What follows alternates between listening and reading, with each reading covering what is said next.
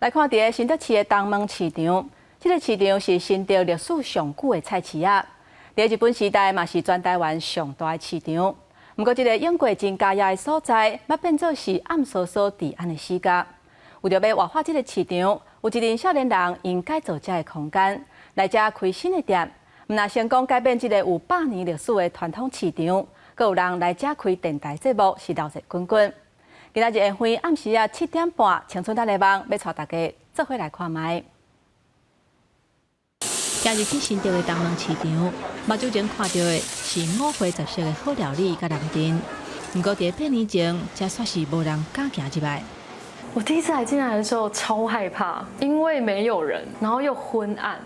后人讲，这来规个市场啊，你若无注意的时阵，我一个角你就看到一个人倒去啊。为着要抢救这个旧市场，清华大学甲新德市政府合作，推动市场转型。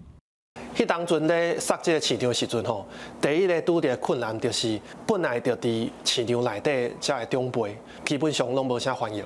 希望把年轻人带进东门市场，因为年轻人就会更有活力，而且会有比较新的想法。伫开门工作室的拍拼甲推动之下，少年人进驻创业开店已经超过50间，除了各种的好料理，也有电台工作室来活化市场。本市毋对，就是无人做文创啊，所以后来就想讲，东门市场嘛，足趣味安尼，所以迄阵就想讲安尼好啊，我来东门市场做一个刻意的电台节目。人原本伫新店的人，转来遮嘛感觉，转来遮那感觉变甲较热闹的感觉，大家真都较爱来遮。足侪人讲阮新店美食沙漠嘛，但是阮在地人就毋是安尼想哦。我感觉讲，阮遮老新店人，阮有感情在遮。